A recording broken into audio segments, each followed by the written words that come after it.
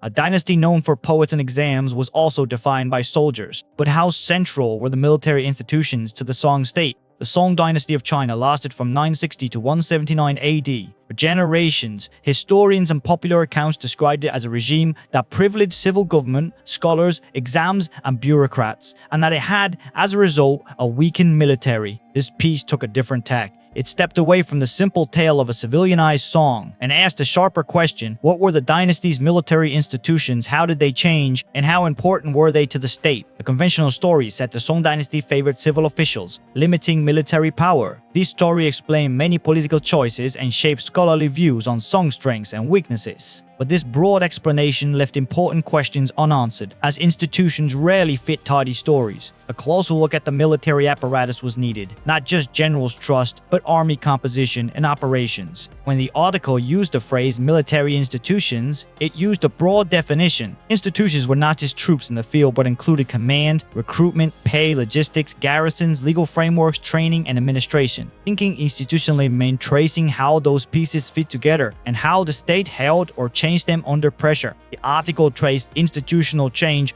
over the Song period by following records, manuals, administrative reports, and material evidence. Institutions were responsive, changing in reaction to fiscal constraints, external threats, logistical realities, and technological shifts. Some elements contracted under budgetary or political pressure. Others were reorganized, professionalized, or redistributed to meet new frontiers or internal needs. The military apparatus evolved in multiple directions depending on circumstance. To decide if the army mattered, the article did not rely on a single measure. It considered where soldiers were deployed, along frontiers and in garrisons, and whether the state invested in their upkeep. It looked at the army's role in maintaining internal order and supporting state projects. It weighed administrative presence, how many officials handled military affairs, how resources were allocated, and whether military units formed a durable element of governance. And it asked whether the military drove or adopted innovations that affected society more broadly. Taken together, these measures offered a more textured picture than the claim that the Song simply weakened its army. The article reached a conclusion that was intentionally cautious. It rejected the binary story of an enlightened civilian government that simply starved its military into irrelevance. Instead, it found that military institutions remained central to how the Song state operated. They had changed, sometimes contracting, sometimes reorganizing, but they continued to matter to defense, administration, and the projection of state power. This was not a triumphalist claim. It was a call for nuance, to see the Song as a polity where civil control and military necessity coexisted,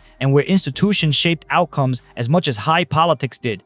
The Song dynasty had been framed for years as a state of scholars that sidelined soldiers. This reassessment did not overturn that picture wholesale, but it complicated it. By focusing on institutions, the organization, administration, logistics, and ways the state managed force, the article showed that the military remained a defining and adaptable part of Song governance. Understanding the dynasty required looking beyond personalities and slogans into the bureaucratic and material systems that sustained both pen and sword. Subscribe to Onset Outline for more weekly videos on history. And don't forget to join our community by leaving a comment. Thank you. See you in the next one.